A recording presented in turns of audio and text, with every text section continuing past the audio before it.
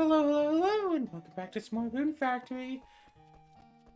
We've just healed, we've just saved. I'm pretty sure I'm supposed to go into here and start fighting monsters. So hello and welcome back to the runes. Blah blah blah, had inspection, blah blah blah. Whatever.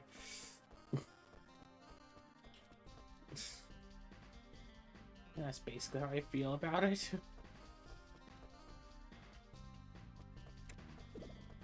That's right, can't run from this side. I have to run around to the right. Cinnamon's trying to claw up my bed some more. Because the cat can't just lie down normally.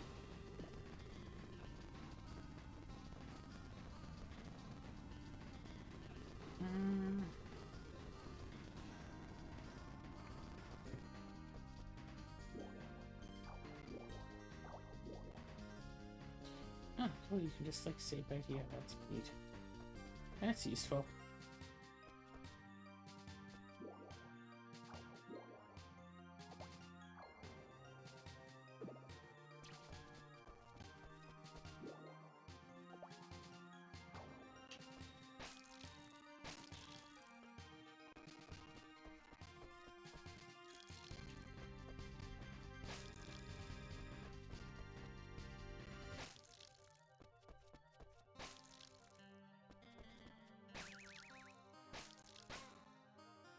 Okay, maybe doing that was not a good idea.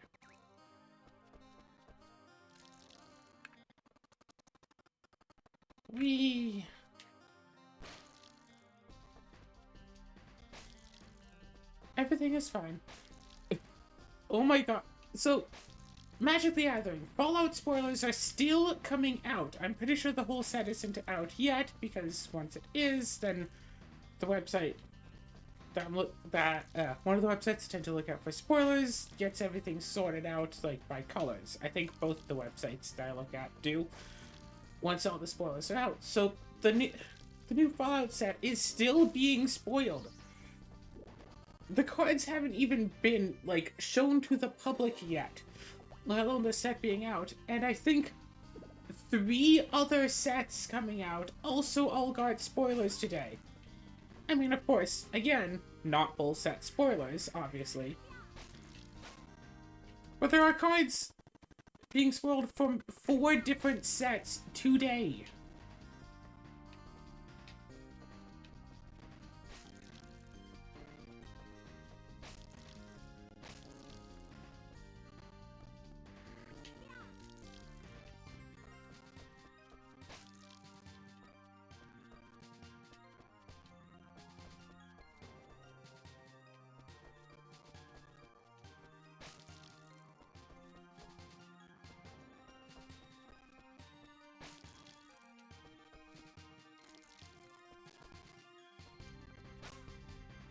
Ow.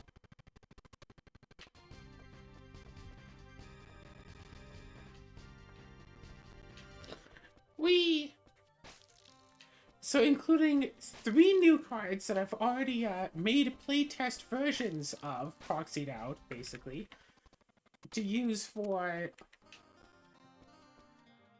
my colorless deck.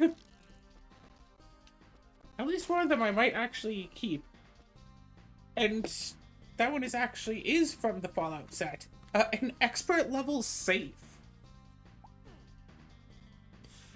I mean, would you really call a safe an artifact? I mean, I guess it technically qualifies. It is typically generally metal. Hey, I heard healing magic happen.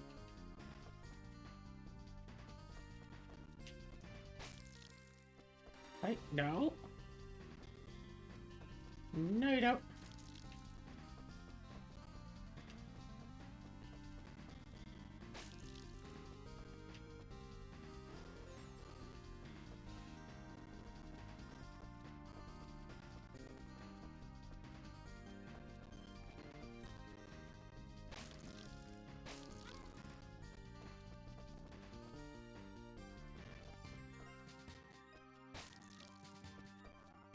think I want to try to focus on the brown demon as much as possible, because if I can kill this...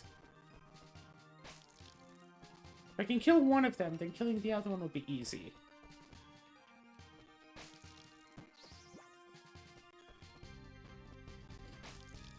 Yeah, expert level safe. A 2-mana artifact. You can pay 1 and tap it. You and target opponent each choose a number, either 1, 2, or 3. Oh, right.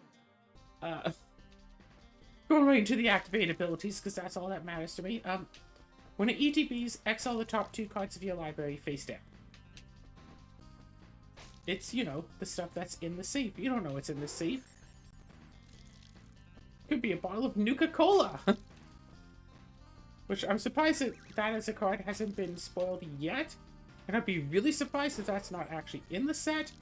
But I feel like Nuka-Cola is one of the food tokens, so there's probably a reason why it's not an actual proper card. Oh wait, are you just gonna keep running away because I keep hitting you?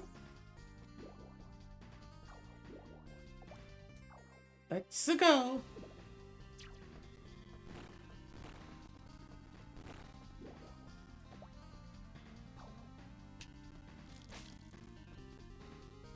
Okay. Sit. Pay 1, tap it. You and target opponent each secretly choose 1, 2, or 3. Then those choices are revealed. If they match, sacrifice expert level safe and put all cards exiled with it into their owner's hands. Otherwise, exile the top card of your library face down. So, it almost feels like, at best, it's a 3-mana draw 2 cards, which isn't exactly, you know, awesome. 3-mana draw 2, particularly good for, you know, colorless, but like, say, playing blue, there's stuff like Brainstorm, which is technically, you know, blue has a lot of 1-mana draw 3 cards effects over the course of the game. It's just a matter of being able to make use of them. Like Treasure Cuckoos, where you have to exile 7 cards from your graveyard to use it.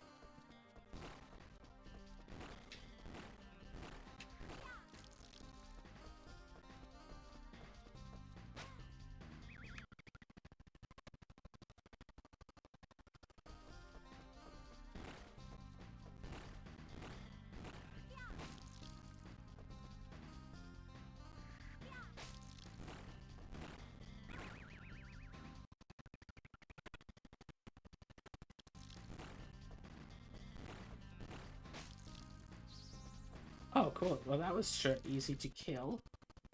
Yeah.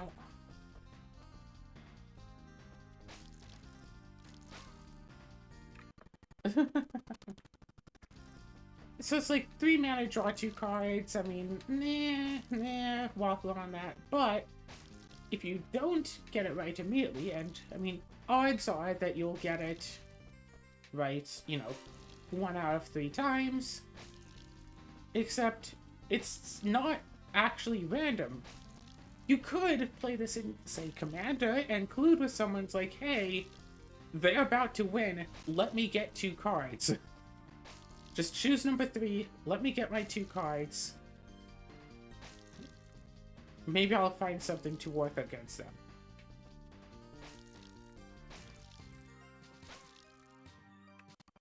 Like, do we agree to that, or do you want to, like, not?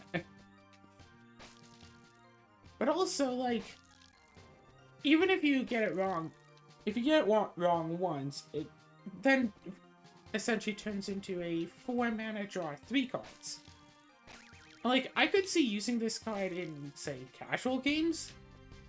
Just in decks that don't have much card advantage naturally. Just, hey, every turn, let's try this. Boom, boom, boom. Let's try to open the safe. Let's see if I get the thing. But also, I could totally see myself, like, playing this in my artifact deck. Maybe I get, you know, a couple extra untapped shenanigans. Get this out, like, Unwinding Clock, and, like, you know, Mana Rock that taps for 1.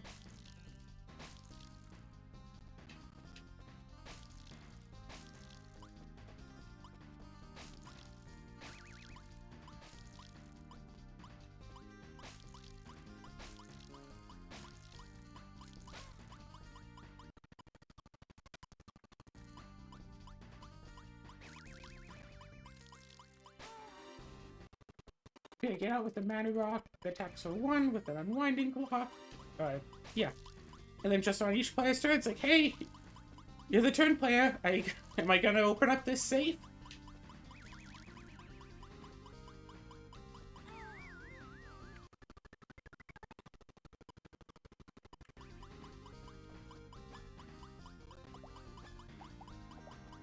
Gosh, I'm glad I have these healing potions. Hey. Don't you bite me.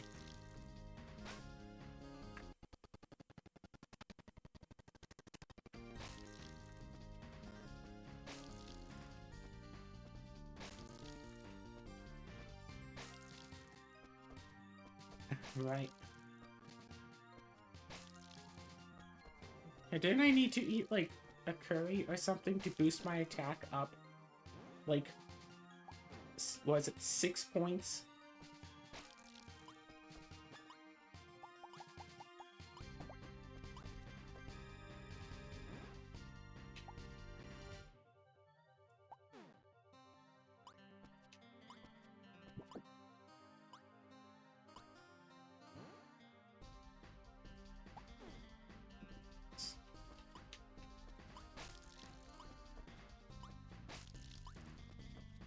Yum.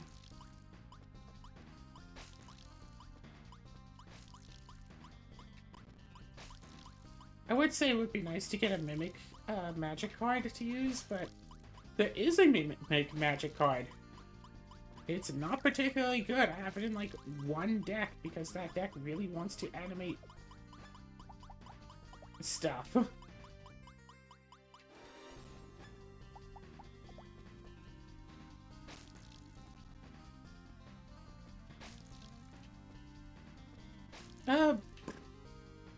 Yeah. It's like I could just see myself just like tapping, untapping the safe, and then just... wait. Those choices are... If they match, sacrifice a safe. Draw cards, exile with it into the owner's hands. Notably, that's all part of one thing. It's sacrifice it and then put the cards into hand, as opposed to then sacrifice it, and when it is sacrificed, put cards in. So I can't run on my motorcycle deck, although... Yeah, can't run it with, like, you know, KCI loops, Grok Clan Ironworks.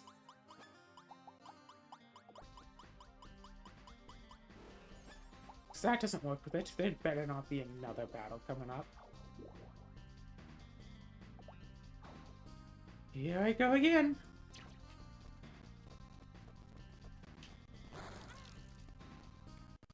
I don't think I'm going to be able to beat these two.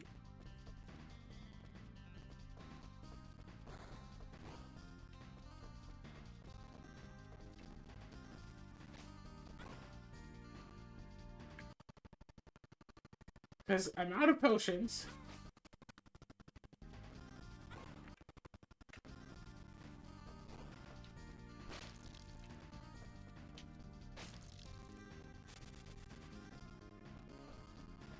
I think I need to level up normally a few more times, so let's go restart the content.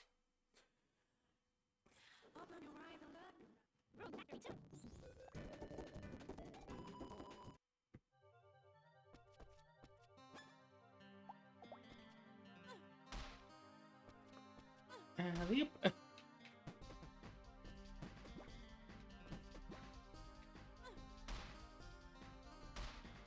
Yeah, I guess there's no point in saving here, huh?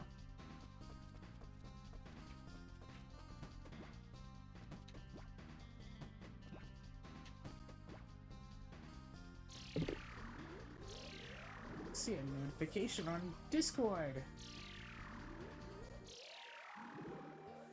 Nope, just that D&D group that I joined a little bit ago that keeps doing notifications. Oh, about a dozen or 2 dozen times a day that I just ignore because I don't want to be bothered with that group. I joined the Discord server to participate in a one-shot. The one-shot was kind of meh level. Honestly, I should just leave the Discord and just be all like, hey, yo, No thanks.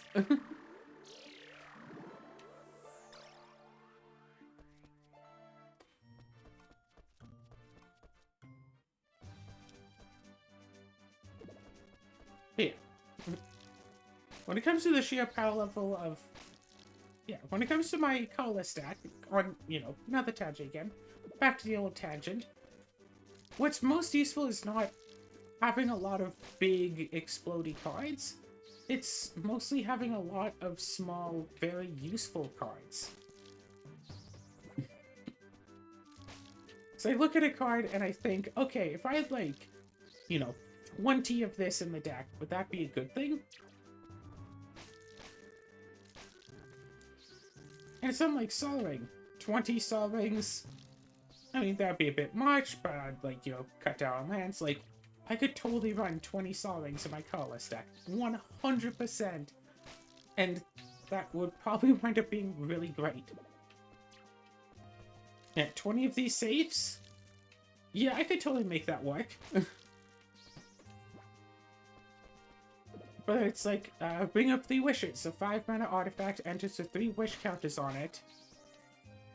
Pay 5 mana, tap it, remove a wish counter, tutor for a card. If I had like 20 of that in the deck, I mean, that would be kind of bad.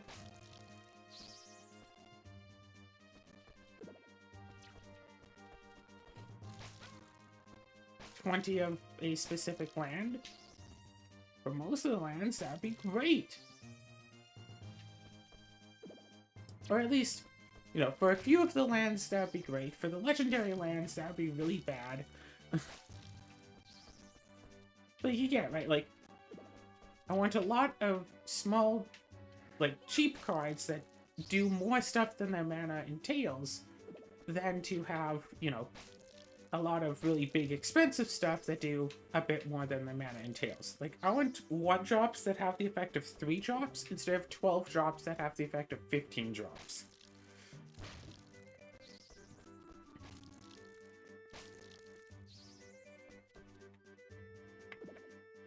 So that brings us to another card that got spoiled today that I decided to print out.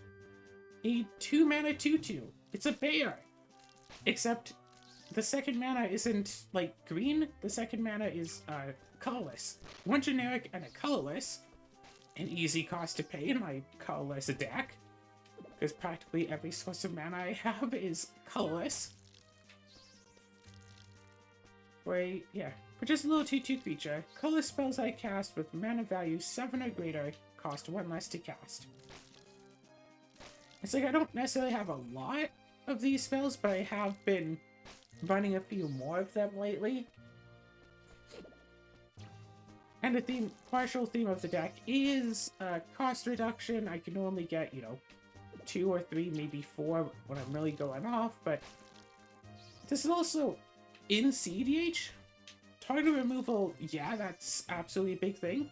But this creature is so small and so under the radar that I don't think people will use targeted removal specifically on this thing. If I say flash us in, whatever, I don't think people will care about it enough to want to kill it. And then I could play a 7-drop for 6 mana, or like, if I have another cost reducer, play a 7-drop for like 5 mana. And also other colorless creatures you control get +1/+1. Nice, useful thing. If I had like, if I were to have had like 7 of this out at once, that would be pretty useful. Because my 7-drop colorless spells would then be free.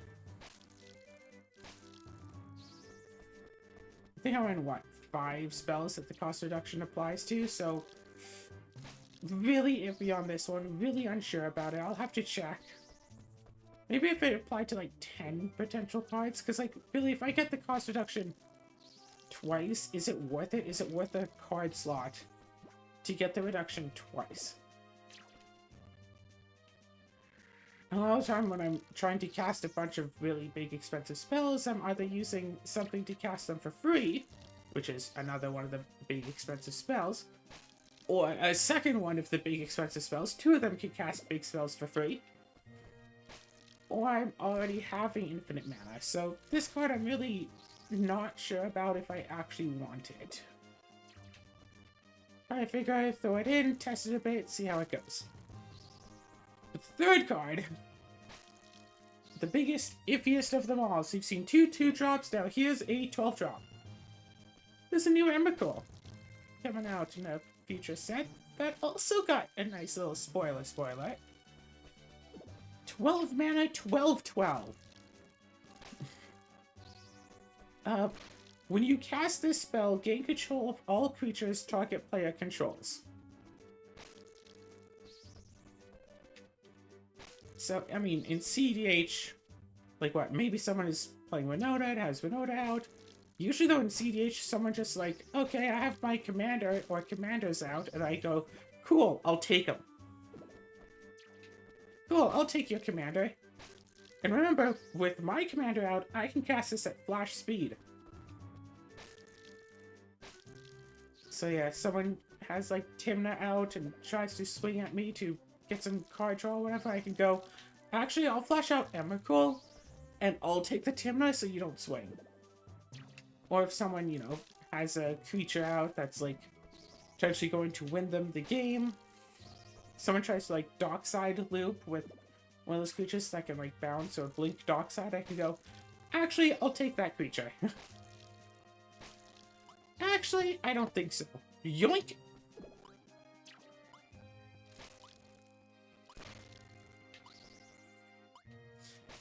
Most of the time I figure I'll just take someone's commander. It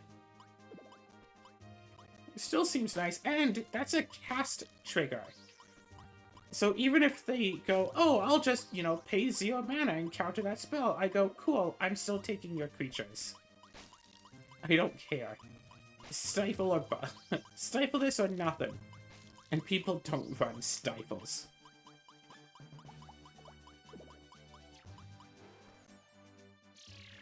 Boop. Not what I meant to press.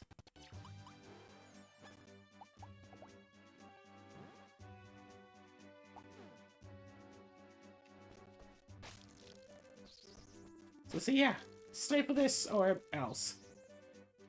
And heck, if they counter it, it's actually slightly better for me. You'll see why. This Emrakul has flying, protection from spells, and from permanents that were cast this turn. So I have it out. So if I have it out and they go, cool, I cast a kill spell on it, it's just like, no.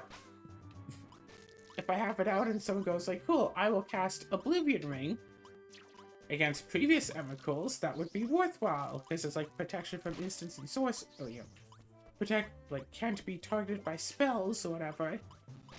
One of the other Emrakuls had that, but like, Oblivion Ring technically is an enchantment that enters the battlefield, and then as a permanent it targets. But no, this also has protection from permanents that were cast this turn, not that enter the battlefield this turn, notably. So if someone, like, casts an Oblivion Ring, and then blinks the Oblivion Ring, then it can target it, because the new one that entered wasn't cast that turn. So it's really curious and weird like that, but that's how it is, I suppose.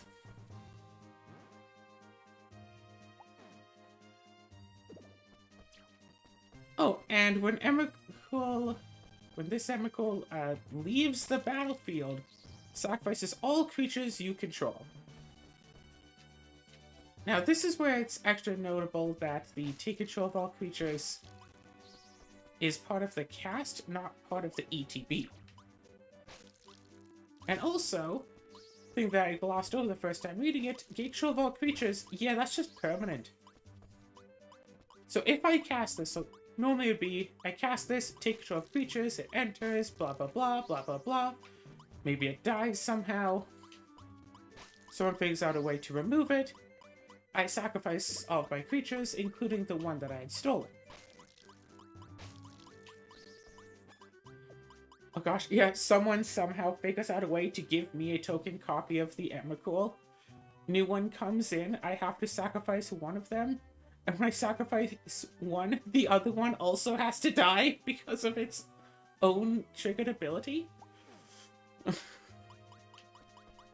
I mean, truth be told, that's a pretty interesting way to remove it. Like, absolute props if you can manage that.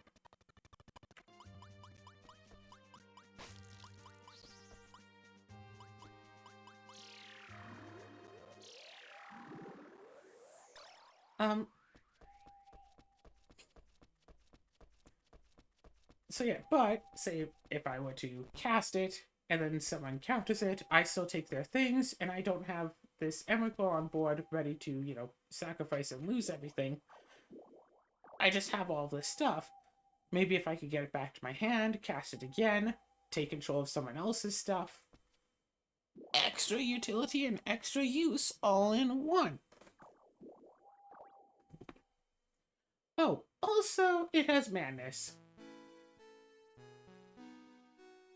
Menace being a keyword. If you discard this card from your hand, discard to exile. You may pay its madness cost. If you do, cast it. Otherwise, put it into your graveyard.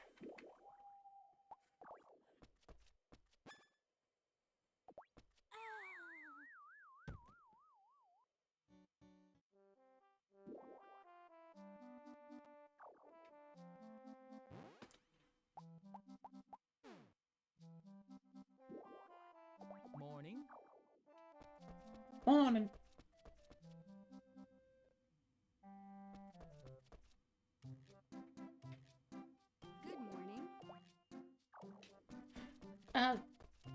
So I don't necessarily think that I have a lot of ways to just discard this on my own.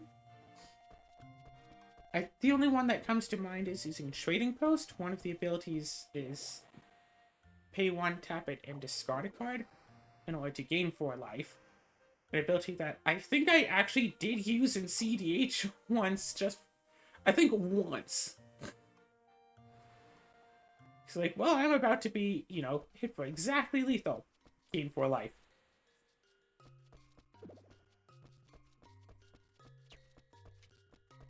I think I'd much rather either make the token, reanimate an artifact, or draw a card.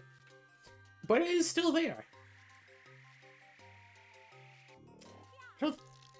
So it's like, otherwise it would be basically, I don't know, someone casts a wheel.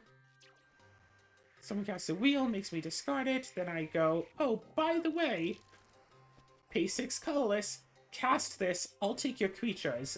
Thank you.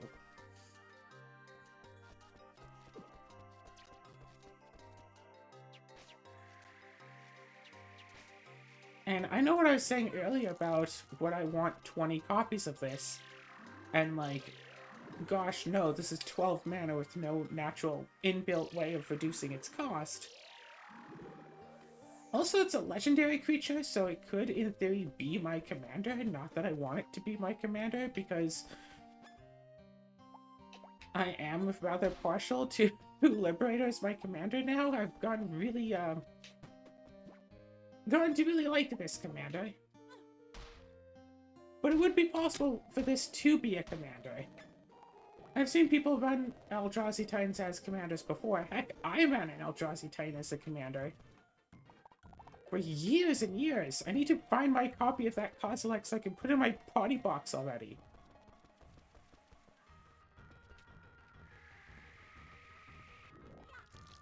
Alley.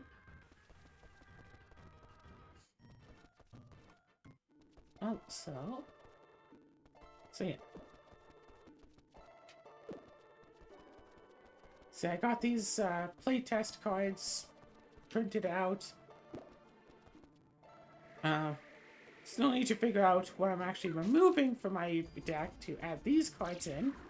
That's gonna be quite the struggle. I've also, oh my gosh. Mostly in the same vein as the party box, I have ordered multiple, like, playing card, trading cards to be delivered in the next, eventually, in the next month, I figured. Partially cards from recent sets that I wanted in some of my decks. Mostly just getting extra booster packs just for potential booster tutors for the party box, which is the thing I'm getting really into, I guess, for no particular reason. That, sure enough, in a couple of months, all interest is going to die on it, and I'm going to, like, find it just sitting on, like, a shelf one day and just go, oh, this is an interesting commander deck. Although, truth be told, I'm not going to forget. I'm reasonably certain that within the next 10 years, if I can see, like, pick up the thing, I'm not going to just think it's a commander deck. Even though it is in a boulder, just like my commander decks. My memory on things that I used to fixate on can tend to be really good. And that's when people start saying, oh, why don't you, like, hyper-fixate on, I don't know, cleaning or cooking or whatever. It's like, that's because both of those are really boring.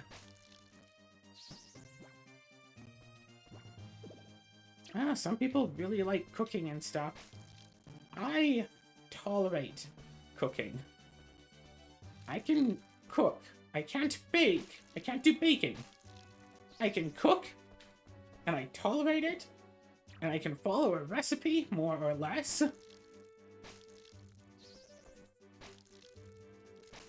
More or less. It's worth saying twice. Yeah, there.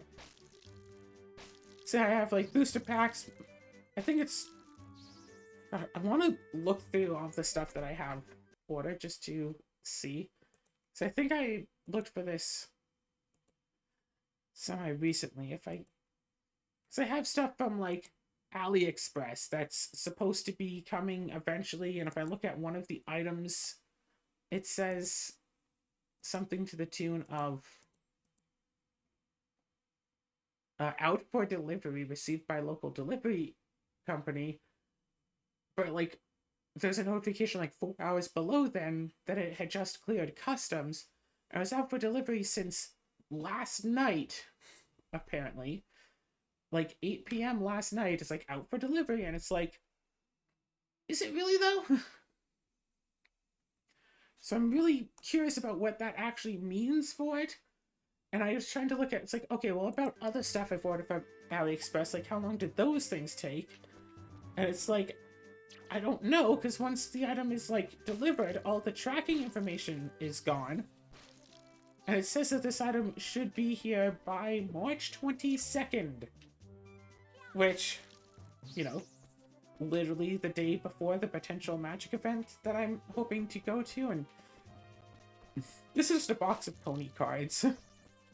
Which, it would be funny to bring a few packs along. Yeah, bring some pony cards, bring some, like, Yu-Gi-Oh cards, bring a few packs of Rice Schwartz, bring a lot of magic packs. I mean, not necessarily gonna bring a lot. I'm going to, like, a magic event. I figure I'll probably just buy magic packs. Actually, if this is the same type of... I don't know, because I'll probably be just mostly playing Commander, but if I do order a couple of copies of Booster Tutor, because an idea that I had, I'm sure I've mentioned this before an in-person Commander game, pull out, like, 4 copies of Booster Tutor, it's like, hey, everyone want to do something cool? Everyone just, like, put a copy of this in your deck. If you pull it, you can play it. And I got some booster packs. Whatever you get, sign it, and we'll put it in the party. We'll put it in the party box. Put it in the mini cube.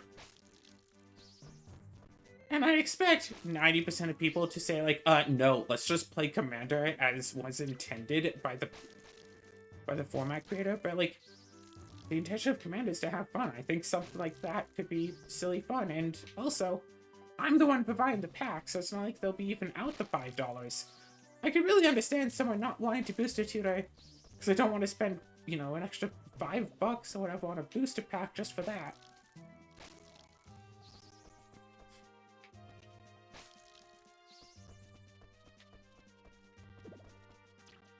Yeah. I plan on bringing my little brother to there as well, so to the magic event and all, so hopefully things go well there.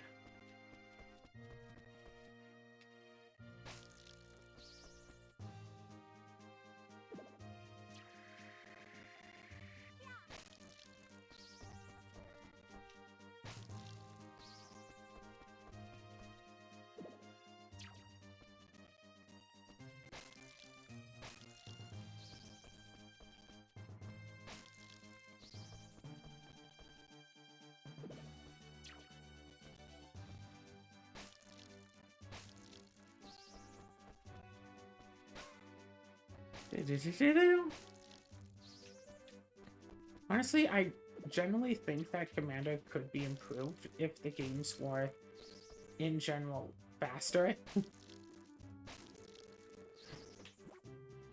But of course, and then of course that leads to the argument of there are ways to make a game faster without actually making the game shorter.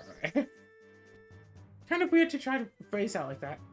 Someone got upset at me a couple of days ago for apparently having a 15-minute turn and a 15-minute turn into a warp world, and you don't even have a win con in mind.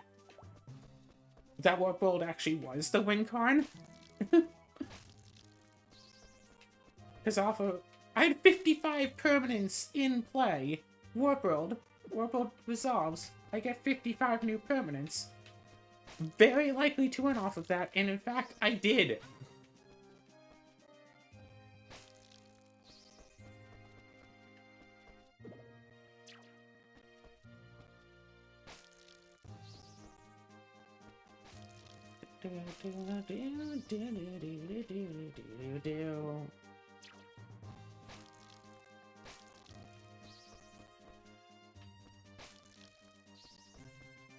Yeah, I had like 58 health, 58 attack before, now it's 9, and it's only like noon. I did all of the plant stuff, so I guess, yeah, no, just keep grinding.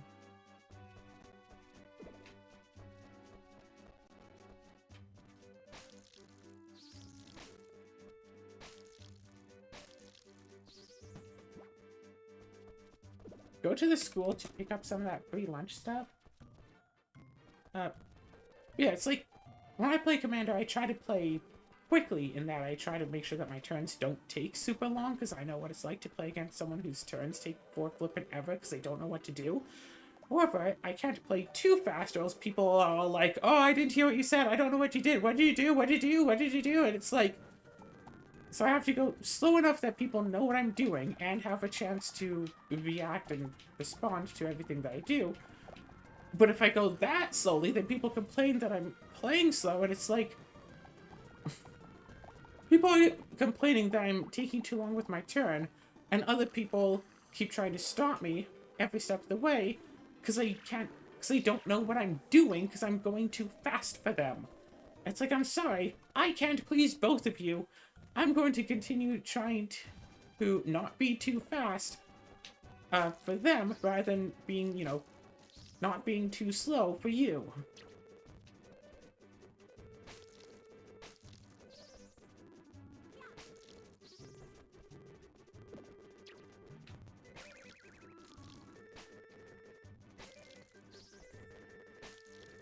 And also that 15 minutes, that wasn't actually just one turn. I'm pretty sure that was 2 turns. So I played a card to take an extra turn.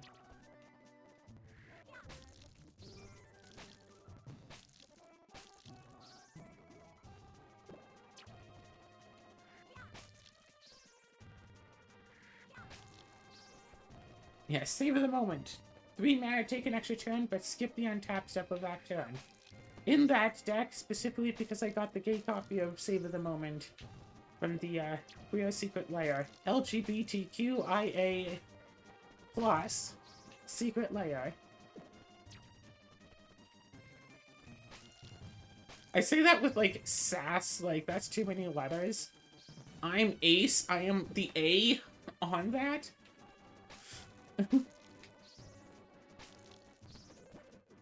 Like, that's like the last letter in the thing.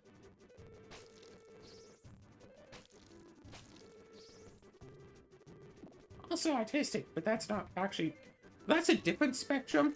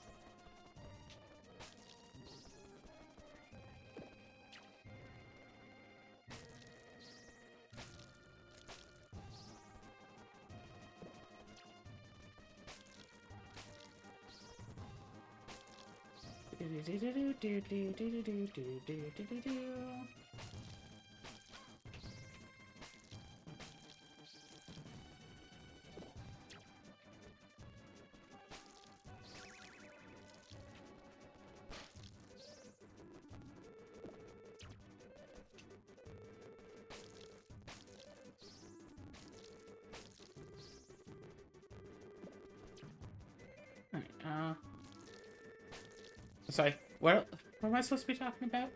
Right.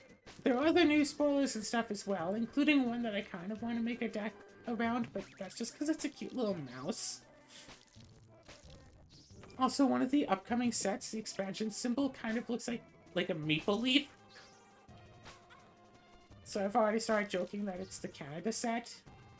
Hey?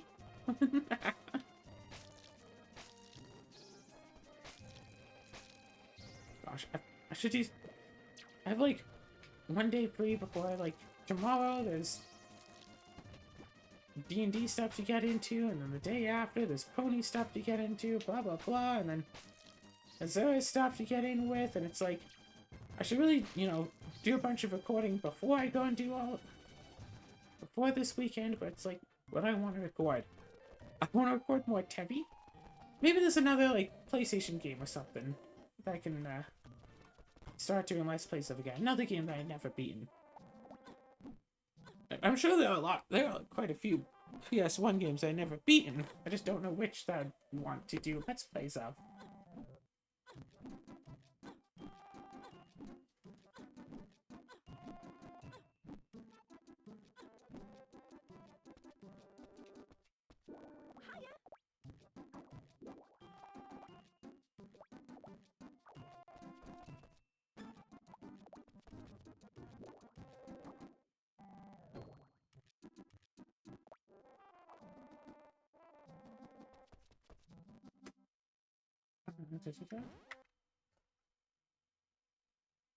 Oh, hey.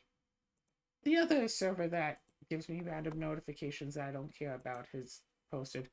Honestly, I'm not sure why I'm still in that Yu-Gi-Oh server. Yeah, Yu-Gi-Oh RP server, which one might think would be great because I've been wanting to do, you know, Yu-Gi-Oh RPs, except like they're so cutthroat and stuff.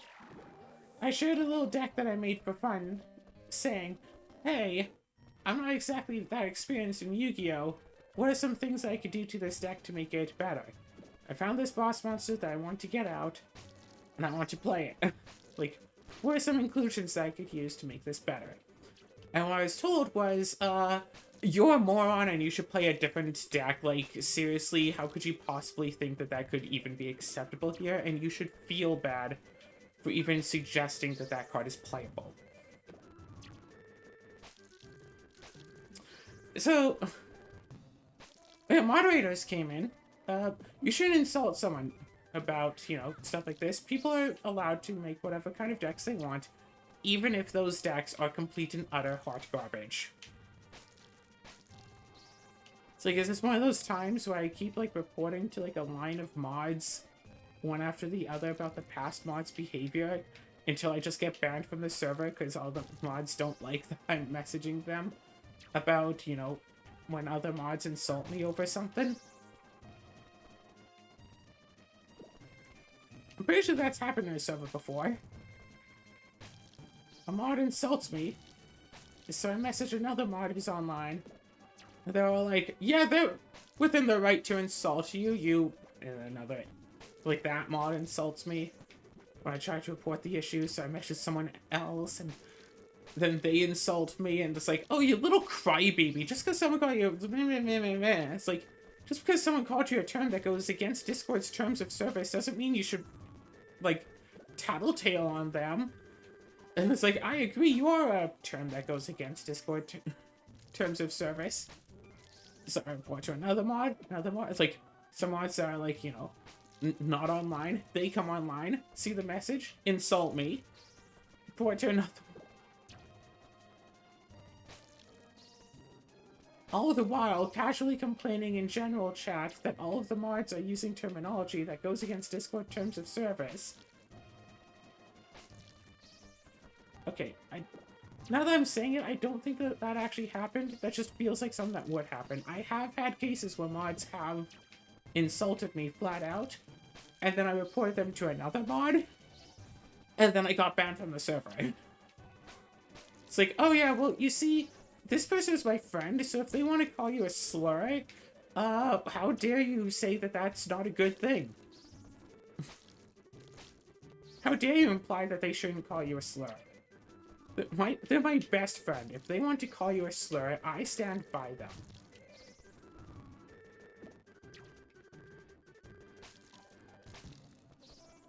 Okay, I still don't know why people are still friends with people who are like that, but it's the whole thing of, well, you see, they don't call me slurs because, like, I'm not part of the group that they're, like, against. So yeah, see, they're racist, but I'm white, so they're not racist towards me, so I don't care. It doesn't affect me. Sort of a deal, and it's like, I'm white as well, but if I met someone who tried to be my friend and I found out that they were extremely racist, I would not be their friend. Like, if I were talking with, like, say, the two people I've been closest with who are not family, Chandra and Azura, if I found out that one of them was, like, very racist, I would immediately cut, like, nope. Actually, what I do is give them one chance, and it's like, okay, you stop that, but I'll be talking with everyone that we know about this. And if I ever hear any sort of an implication of you being racist again, I will cut all contact with you. As well as keeping up track with the other people we know, so I know that you're not just, you know, being nice towards me and then being racist around them. Like,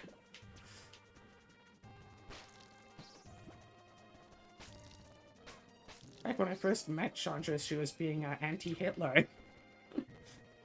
Which was part of what made me notice her in the first place.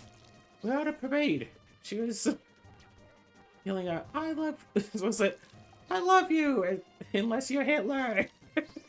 It's like, pardon? I mean, if she hadn't been yelling into the crowd, I might not have even noticed her above the din of everything else, but I mean, gosh, that worked out.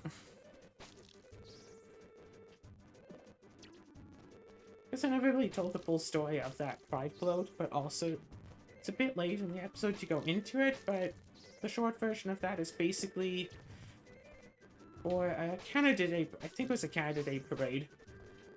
A group wanted to, or like got permission to make a pride float.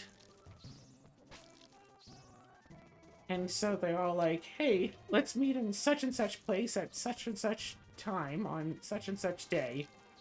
And we'll start making discussions for this. I was all like, oh, cool. It's like, oh, the gay people. Cool. So I joined in, you know, did some contributions. I think it was, I don't know if it was the day of the parade or the day before. I think it was the day before the parade. We all got together and someone had gotten like a trailer and we had all like prepped it out, hung streamers and all that. And then, like, the day of, so, like, yep, let's just meet on here, be part of the parade. I had my, pink umbrella with me at the time because it was middle of summer. I don't like the heat. I could not live somewhere hot. I think yesterday someone was complaining about how amazingly winter cold it was. Super thick jacket season, blah blah blah. 10 degrees Celsius. That was their temperature outside. Positive 10 degrees Celsius. They were complaining that was like winter jacket weather. Positive 10 Celsius. It's like, yeah, that's like early summer. Like, yeah, our spring gets up to that temperature, yes. That is not...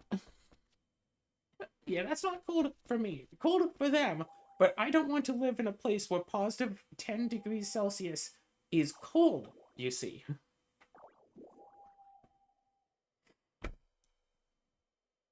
Like, it gets down below -40 here, and that is cold. Oh my gosh.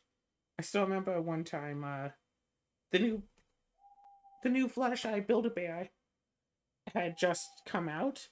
I had work that day, but a few of my coworkers, a few of my friends, were going to go over to Build-A-Bear and make Fluttershies. And one of them had asked, like, hey, do you want us to, like, get one for you as well, so you can also have a Fluttershy? And I said, oh, yes, please. With the, implication that I'd be paying for it, but they would get it for me, blah, blah, blah. I think it was like $40. And I was all like, oh, yes, please, and thank you. And then, like, that evening, like, I'd already gone home. So, like, oh, hey, I'll swing by your place. I'll come swing by your place and drop off the pony. So, like, okay, cool. It's like 8 p.m., basically, like, pitch black outside. They come around. In the short time it took me to, like, walk to the sidewalk, pick it up, and walk back, and I wasn't wearing a proper winter coat. By the time I got back inside, it was so flipping cold, I was jumping just in any effort to stay warm. Like, not even intentionally. I was outside for maybe 10 seconds, and I was so insanely cold. My whole, when you're a little bit cold and you start, like, shivering and stuff? I was so cold, I was actually, like, jumping. I jumped into the building. I think I left through the garage, whatever. So, like, and it's like, that was like 10 seconds of exposure to a Canadian winter. Got my pony though, still have her around summer or other. Many years later, wound up getting another Fluttershy Build-A-Bear plush for free due to situations. Like, whatever, now I have two, I think. Unless I gave the free one away. Yeah. I like those Build-A-Bear plushes. I have them around and stuff. I want more shelves near the ceiling so I can have more stuff like that. Just like, it's like, should look up from my computer, just see like 8 ponies just sitting there. Like, that'd be cool. No? Whatevs.